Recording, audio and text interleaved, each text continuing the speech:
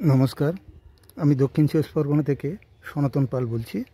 অনেকেই আমার কাছে জানতে চাইছেন যে বগনভেলিয়ার বীজ কোথায় হয়, মানে দানা যেটাকে আমরা বলি, বীজ বা দানা কোথায় হয়।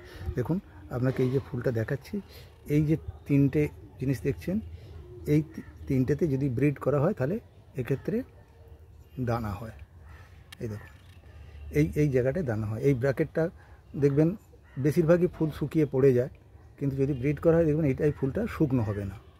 এটা দেখুন, যেমন আমি এটা করা হয়নি, যেটা একটু করা হয়েছে সেটা আমি আপনাকে দেখাচ্ছি। আপনি দেখুন, এই দেখুন, এই দেখুন, এগুলো দেখে বুঝতেই পারছেন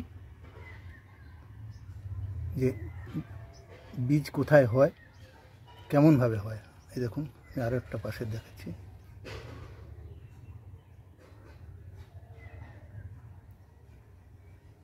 এবং আরও একটা ফুলের দেখাচ্ছি যেটাতে মানে অন্য ফুল ঝরে গেছে, কিন্তু এই দেখুন, এই যে ডাঁটাগুলো দেখছেন, এগুলো অন্য ফুল হয়েছিল, সেটা ঝরে গেছে, কিন্তু যেটা বীজ হয়েছে সেটা কিন্তু আজও মানে ঝরেনি এবং কাঁচা অবস্থায় আছে, দেখে বুঝতে পারবেন। এই দেখুন,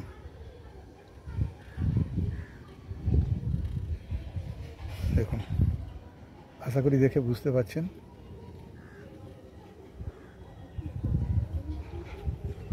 এই দেখুন,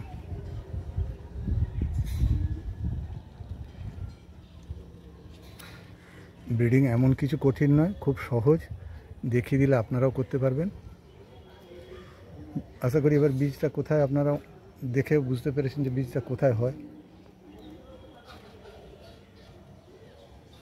এই দেখুন কতটা মোটা হয়ে রয়েছে, এটা এখনো পুরুষ্ট হয়নি, তবে সব ফুল ঝরে গেলেও কিন্তু এই ফুলটি কিন্তু ঝরেনি, এটা বীজটা পুষ্ট হওয়ার পথে। যাই হোক, আশা করি বীজ কোথায় হয় আপনারা দেখলেন। অনেকেরই প্রশ্ন ছিল দেখাবেন, আমি বললাম যে ঠিক আছে আমি দেখাবো, কিন্তু সময় মতো করে দেখাতে হবে, সেই জন্যই আজ সুযোগ পেয়েছি, আজকে ওই জন্যই আমি এটা দেখিয়ে দিলাম যে আমরা যেটাকে ফুল বলে ভাবি সেটা কিন্তু আসলে ফুল নয়। এই ভেতরে এই যে তিনটে জিনিস যেটা থাকছে এটাই কিন্তু আসল ফুল, এবং এই ফুলটা থেকেই বীজ হয়।